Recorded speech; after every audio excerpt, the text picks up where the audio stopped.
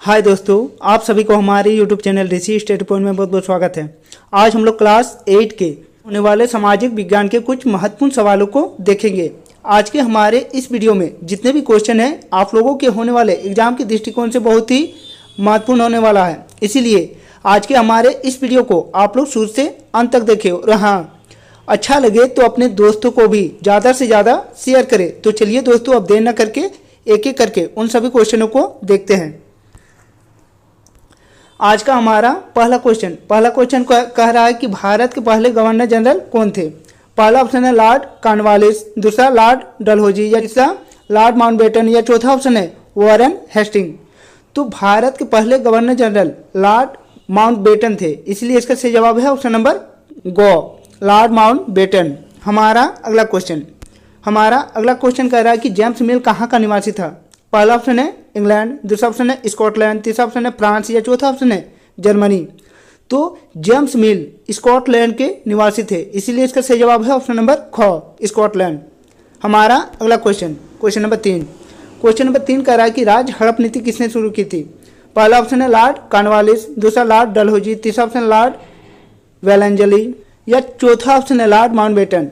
तो राज्य हड़प नीति लॉर्ड डलहौजी के द्वारा शुरू किया गया था, इसलिए इसका सही जवाब है ऑप्शन नंबर ख, लॉर्ड डलहौजी। हमारा अगला क्वेश्चन नंबर 4 कह रहा है कि टीपू सुल्तान कहाँ का शासक था। पहला ऑप्शन है बंगाल, दूसरा ऑप्शन है अवध, तीसरा ऑप्शन है मैसूर, या चौथा ऑप्शन है हैदराबाद। तो टीपू सुल्तान मैसूर के शासक थे, इसलिए इसका सही जवाब है ऑप्शन नंबर गो। हमारा अगला क्वेश्चन नंबर 5 कह रहा है कि रियायतवाड़ी व्यवस्था किस क्षेत्र में लागू की गई थी। पहला ऑप्शन है बंगाल, दूसरा बिहार, तीसरा मद्रास और मुंबई, या चौथा ऑप्शन है दिल्ली और पंजाब। तो रियायतवाड़ी व्यवस्था मद्रास और मुंबई में लागू की गई थी, इसलिए इसका सही जवाब है ऑप्शन नंबर गो। हमारा अगला क्वेश्चन नंबर 6 कह रहा है कि महालवाड़ी व्यवस्था किसने तैयार की थी। पहला ऑप्शन है लॉर्ड कॉर्नवालिस, दूसरा ऑप्शन है लॉर्ड रिपन, तीसरा ऑप्शन है लॉर्ड वेलेंजली, या चौथा ऑप्शन है होल्ड मैकेंजी। तो महालवाड़ी व्यवस्था होल्ड मैकेंजी के द्वारा तैयार किया गया था, इसलिए इसका सही जवाब है ऑप्शन नंबर घ, होल्ड मैकेंजी। हमारा अगला क्वेश्चन नंबर 7 कह रहा है कि कोल विद्रोह कब हुआ था। पहला ऑप्शन है 1831 से 32 के बीच, दूसरा ऑप्शन है 1855, तीसरा ऑप्शन है 1895, या चौथा ऑप्शन है 1857। तो कोल विद्रोह 1831 से 32 के बीच हुई थी, इसीलिए इसका सही जवाब है ऑप्शन नंबर क। हमारा अगला क्वेश्चन कह रहा है कि संथाल विद्रोह का नेतृत्व किसने किया था। पहला ऑप्शन है बिरसा मुंडा, दूसरा सिद्धू कान्हू, तीसरा तिलका मांझी, या चौथा ऑप्शन है नीलांबर पीताम्बर। तो संथाल विद्रोह का नेतृत्व सिद्धू कान्हू के द्वारा किया गया था, इसलिए इसका सही जवाब है ऑप्शन नंबर ख, सिद्धू कान्हू। हमारा अगला क्वेश्चन नंबर 9 कह रहा है कि भारत में पहली सूती कपड़ा मिल कहाँ स्थापित हुई थी। पहला ऑप्शन है मद्रास, दूसरा मुंबई, तीसरा बंगाल, या चौथा ऑप्शन है सूरत। तो भारत में पहली सूती कपड़ा मिल बम्बई में स्थापित की गई थी, इसीलिए इसका सही जवाब है ऑप्शन नंबर ख, बम्बई। हमारा अगला क्वेश्चन कह रहा है कि 1857 की क्रांति को और किस नाम से जाना जाता है। पहला ऑप्शन है सिपाही विद्रोह, दूसरा ऑप्शन है होल विद्रोह, तीसरा ऑप्शन है उल गुलाल, या चौथा ऑप्शन है कौल विद्रोह। तो 1857 की क्रांति को हम लोग सिपाही विद्रोह या सैनिक विद्रोह के नाम से भी जानते हैं, इसीलिए इसका सही जवाब है ऑप्शन नंबर क, सिपाही विद्रोह। हमारा अगला क्वेश्चन कह रहा है कि 1857 की क्रांति का नेतृत्व रांची में किसने किया था। पहला ऑप्शन है बिरसा मुंडा, दूसरा विश्वनाथ सहदेव, तीसरा ऑप्शन है सिद्धू कान्हू, या चौथा ऑप्शन है नीलांबर पीताम्बर। तो 1857 की क्रांति का नेतृत्व रांची में विश्वनाथ सहदेव के द्वारा किया गया था, इसलिए इसका सही जवाब है ऑप्शन नंबर ख, विश्वनाथ सहदेव। हमारा अगला क्वेश्चन कह रहा है कि शांति निकेतन की स्थापना किसने की थी। पहला ऑप्शन है महात्मा गांधी, दूसरा ऑप्शन है रविंद्रनाथ टैगोर, तीसरा ऑप्शन है बंकिम चंद्र चटर्जी, या चौथा ऑप्शन है सुभाष चंद्र बोस। तो शांति निकेतन की स्थापना रविंद्रनाथ टैगोर के द्वारा किया गया था, इसलिए इसका सही जवाब है ऑप्शन नंबर ख, रविंद्रनाथ टैगोर।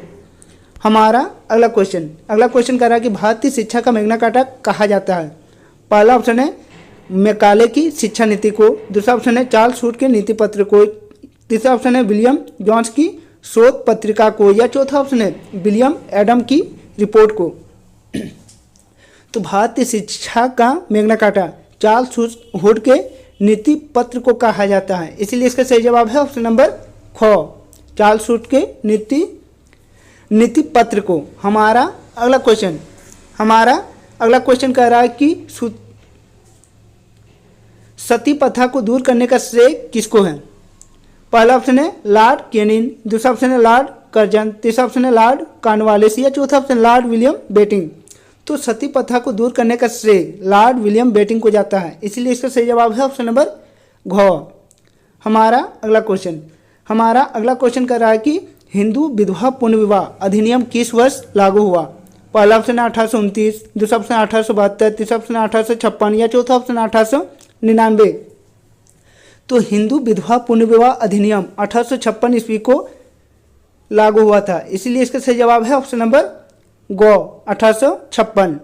हमारा अगला क्वेश्चन कह रहा है कि आर्य समाज की स्थापना किसने की। पहला ऑप्शन है केशव चंद्र सेन, दूसरा ऑप्शन है स्वामी विवेकानंद, तीसरा ऑप्शन है दयानंद सरस्वती, या चौथा ऑप्शन है राजा राम मोहन राय। तो आर्य समाज की स्थापना दयानंद सरस्वती के द्वारा किया गया था, इसलिए इसका सही जवाब है ऑप्शन नंबर ग दयानंद सरस्वती। हमारा अगला क्वेश्चन कह रहा है कि निम्नलिखित में से कौन पारसी समाज के अग्रणी समाज सुधारक थे। पहला ऑप्शन है सर सैयद, दूसरा ऑप्शन है ज्योतिराव फुले, तीसरा ऑप्शन है दादा भाई नौरोजी, या चौथा ऑप्शन है आत्माराम पांडुरंग। तो इनमें से जो दादा भाई नौरोजी थे वह पारसी समाज के अग्रणी समाज सुधारक थे, इसीलिए इसका सही जवाब है ऑप्शन नंबर ग दादा भाई नौरोजी। हमारा अगला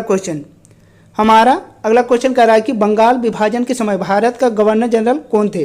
पहला ऑप्शन है लॉर्ड कर्जन, दूसरा ऑप्शन है लॉर्ड मिट्टो, तीसरा ऑप्शन है लॉर्ड इरविन, या चौथा ऑप्शन है लॉर्ड मोंटेस्क्यू। तो बंगाल विभाजन के समय भारत का गवर्नर जनरल लॉर्ड कर्जन थे, इसलिए इसका सही जवाब है ऑप्शन नंबर क लॉर्ड कर्जन। हमारा अगला क्वेश्चन कह रहा है कि करो या मरो का नारा किसने दिया। पहला ऑप्शन है बाल गंगाधर तिलक, दूसरा ऑप्शन है महात्मा गांधी, तीसरा ऑप्शन है भगत सिंह, या चौथा ऑप्शन है सुभाष चंद्र बोस। तो करो या मरो का नारा महात्मा गांधी के द्वारा दिया गया था, इसलिए इसका सही जवाब है ऑप्शन नंबर ख महात्मा गांधी। हमारा अगला क्वेश्चन कह रहा है कि 1928 ईस्वी में ओलंपिक में हॉकी का स्वर्ण पदक जीतने वाले भारतीय टीम के कप्तान कौन थे। पहला ऑप्शन है मेजर ध्यानचंद, दूसरा ऑप्शन है रूप सिंह, तीसरा ऑप्शन है बलवीर सिंह, या चौथा ऑप्शन है जयपाल सिंह मुंडा। तो 1928 ईस्वी में ओलंपिक में हॉकी का स्वर्ण पदक जीतने वाली भारतीय टीम के कप्तान जयपाल सिंह मुंडा थे, इसलिए इसका सही जवाब है ऑप्शन नंबर घ जयपाल सिंह मुंडा।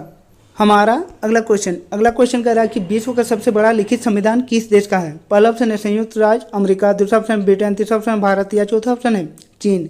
तो विश्व का सबसे बड़ा लिखित संविधान हमारे भारत देश का है, इसलिए इसका सही जवाब है ऑप्शन नंबर ग भारत।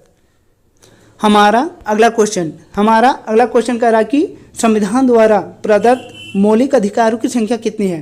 पहला ऑप्शन है 7, दूसरा ऑप्शन है 6, तीसरा ऑप्शन है 8, या चौथा ऑप्शन है 5। तो संविधान द्वारा प्रदत्त मौलिक अधिकारों की संख्या 6 है, इसीलिए इसका सही जवाब है ऑप्शन नंबर ख। हमारा अगला क्वेश्चन कह रहा है कि भारत एक संप्रभु राष्ट्र कब बना। पहला ऑप्शन है 15 अगस्त 1947, दूसरा ऑप्शन है 26 जनवरी 1950, तीसरा ऑप्शन है 2 अक्टूबर 1869, या चौथा ऑप्शन है 15 नवंबर 2000। तो भारत एक संप्रभु राष्ट्र 26 जनवरी 1950 को बनी थी, इसीलिए इसका सही जवाब है ऑप्शन नंबर ख 26 जनवरी 1950।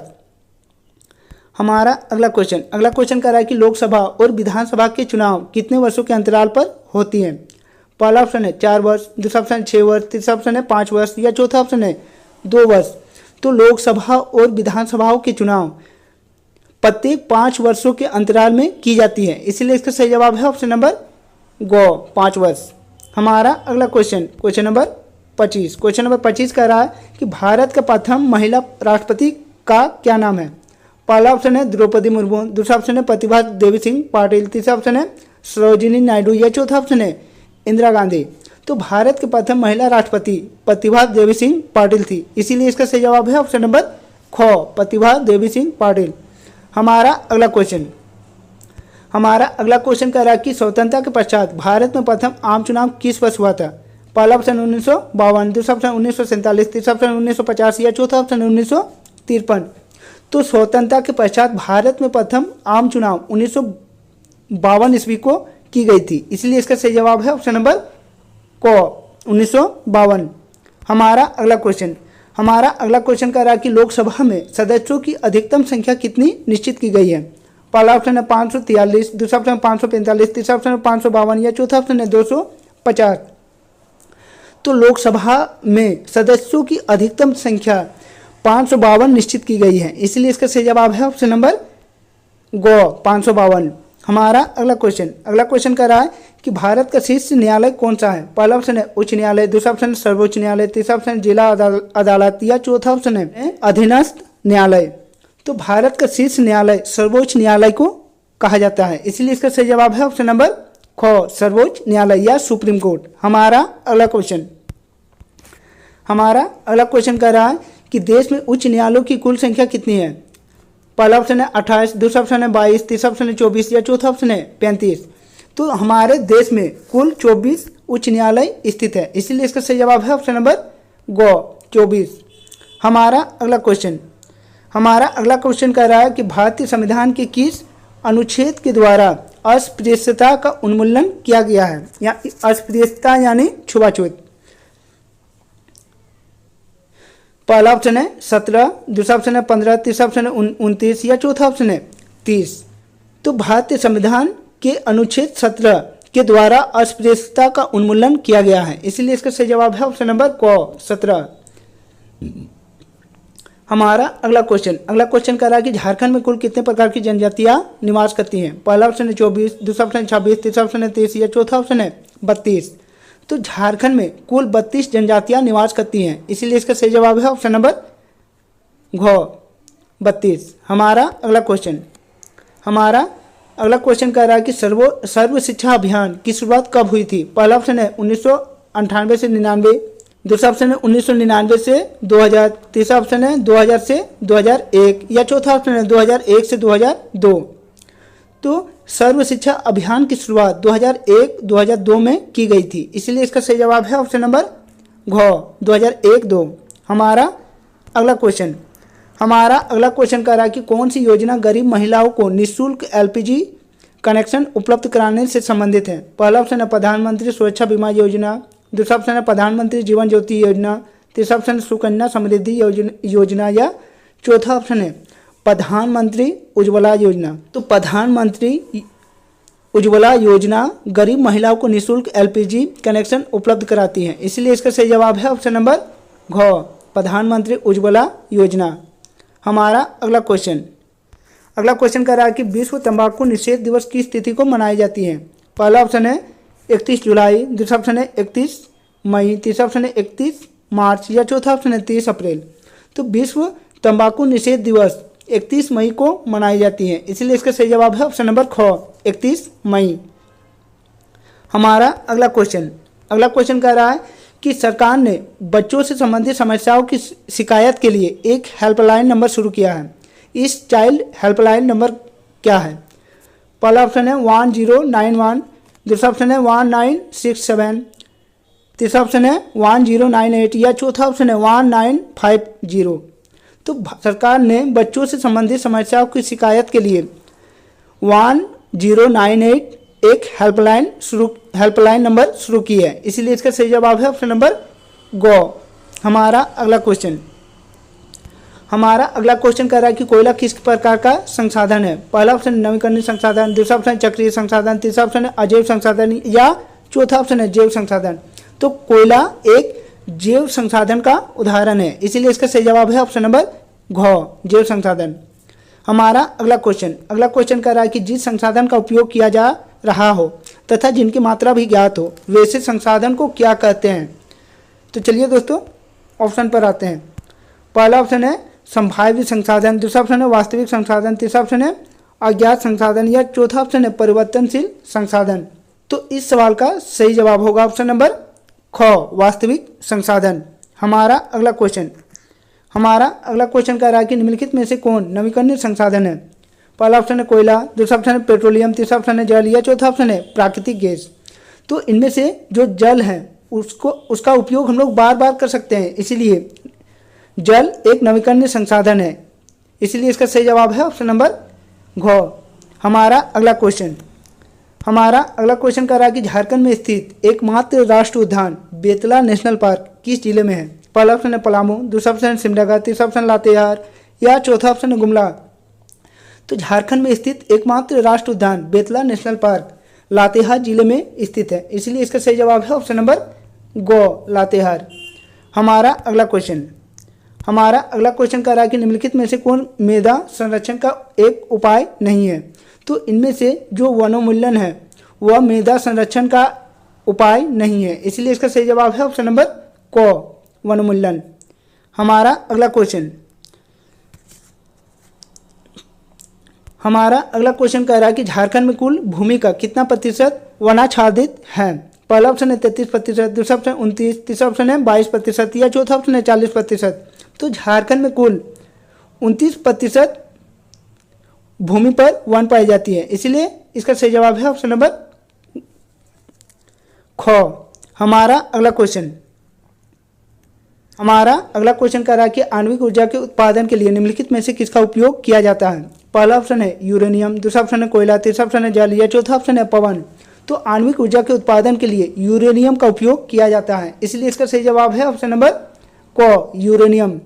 हमारा अगला क्वेश्चन कह रहा है कि भारत में कोयला उत्खनन सर्वप्रथम कहाँ किया गया था? पहला ऑप्शन है झरिया, दूसरा ऑप्शन है रानीगंज, तीसरा ऑप्शन है कर्णपुरा या चौथा ऑप्शन है सिंगरौली। तो भारत में कोयला उत्खनन सर्वप्रथम रानीगंज जो पश्चिम बंगाल में है वहाँ की गई थी, इसलिए इसका सही जवाब है ऑप्शन नंबर ख, रानीगंज। हमारा अगला क्वेश्चन कह रहा है कि निम्नलिखित में से कौन सुनहरा रेशा के नाम से जाना जाता है? पहला ऑप्शन है कपास, दूसरा ऑप्शन है पटसन, तीसरा ऑप्शन है गन्ना या चौथा ऑप्शन है सोना। तो इनमें से जो पटसन है उसे हम लोग सुनहरा रेशा के नाम से भी जानते हैं, इसीलिए इसका सही जवाब है ऑप्शन नंबर ख, पटसन। हमारा अगला क्वेश्चन कह रहा है कि उत्तर पूर्वी भारत में स्थानांतरित कृषि को किस नाम से जाना जाता है? पहला ऑप्शन है लदांग, दूसरा ऑप्शन है मिल्पा, तीसरा ऑप्शन है रोपा या चौथा ऑप्शन है झूम। तो उत्तर पूर्वी भारत में स्थानांतरित कृषि को झूम कृषि के नाम से जाना जाता है, इसलिए इसका सही जवाब है ऑप्शन नंबर घ, झूम। हमारा अगला क्वेश्चन कह रहा है कि चीनी उद्योग का कच्चा माल है? पहला ऑप्शन है गन्ना, दूसरा ऑप्शन है चुकंदर, तीसरा ऑप्शन है पटसन या चौथा ऑप्शन है क एवं ख दोनों। तो चीनी उद्योग का कच्चा माल गन्ना और चुकंदर है, इसीलिए इसका सही जवाब है ऑप्शन नंबर घ, क। हमारा अगला क्वेश्चन कह रहा है कि उद्योग किस प्रकार की आर्थिक क्रिया है? पहला ऑप्शन है प्राथमिक, दूसरा द्वितीयक, तीसरा तृतीयक या चौथा चतुर्थ।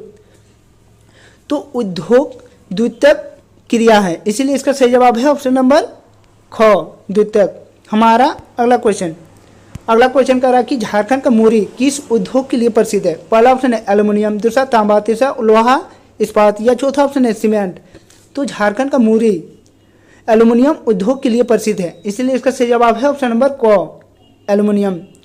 हमारा अगला क्वेश्चन कह रहा है कि 2011 की जनगणना के अनुसार भारत का जनसंख्या घनत्व कितना है? पहला ऑप्शन है 14, दूसरा ऑप्शन है 382, तीसरा ऑप्शन है 414 या चौथा ऑप्शन है 350। तो जनगणना 2011 के अनुसार भारत का जनसंख्या घनत्व 382 है और झारखंड का जनसंख्या घनत्व 414 है, इसीलिए इसका सही जवाब है ऑप्शन नंबर ख, 382। हमारा अगला क्वेश्चन और हमारे इस सेट का आखिरी क्वेश्चन कह रहा है कि निम्नलिखित में से कौन जनसंख्या परिवर्तन का कारण नहीं है? पहला ऑप्शन है जन्म, दूसरा मृत्यु, तीसरा प्रवास या चौथा ऑप्शन है जनसंख्या घनत्व। तो इनमें से जो जनसंख्या घनत्व है वह जनसंख्या परिवर्तन का कारण नहीं है, इसलिए इसका सही जवाब है ऑप्शन नंबर ख। तो दोस्तों, यदि आप लोगों को आज का हमारा ये वीडियो अच्छा लगा हो तो अपने दोस्तों को भी ज़्यादा से ज़्यादा शेयर करें। और हाँ, यदि आप हमारे इस चैनल में नए आए हैं तो हमारे इस चैनल को सब्सक्राइब कर ले और बेल आइकन को दबा ले। तो चलिए दोस्तों, और एक नए वीडियो के साथ फिर मिलते हैं, तब तक के लिए बाय।